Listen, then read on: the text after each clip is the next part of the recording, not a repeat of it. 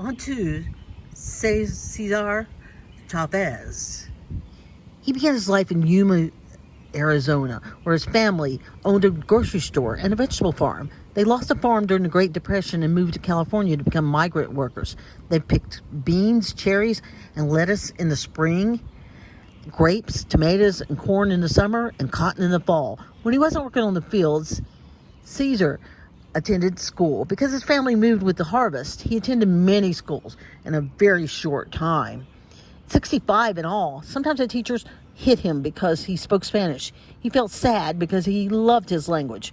When he was 15, his father got hurt, so he quit school and worked full-time to support his family. He kept reading to educate himself. When he grew older, he acquired a large library. During World War II, he served in the Navy for 2 years. When the war was over, he met and married Helen. They lived in San Jose, California, and had 8 children. A man called Fred Ross from the Community Service Organization talked to Cesar about registering to vote. He told him that poor people need to speak out. He listened, and he was shy at first, but then he became more confident and urged the farm workers to register to vote.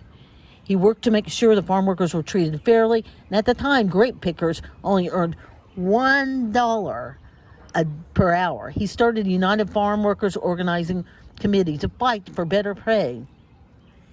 In order to get the farmers to listen, he went without eating to bring attention to the unfair treatment of the grape pickers. It worked, and the farmers began to pay workers more money. In honor of his achievement, Senator Robert F. Kennedy flew across the country to give Cesar his first piece of bread to break his fast.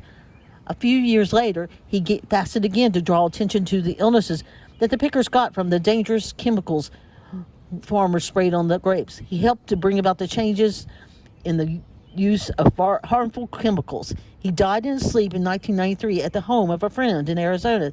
The next year, President Bill Clinton gave his wife the Presidential Medal of Freedom for his hard work on behalf of the farm workers. He was inducted into the California Hall of Fame. His birthday, March 31st, is Cesar Chavez's Day in California, Colorado, and Texas.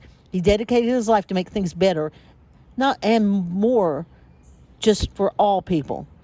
Though through his leadership and courage, he did just that. He once said, "The end of all knowledge should be service to others." This is something to be thinking about today when we're having lots of problems in the meatpacking industry where there's immigrants there that need human rights, because like the virus is spreading because they're working so hard next to each other. So we need people to speak out and to do the right thing to make things right for everyone.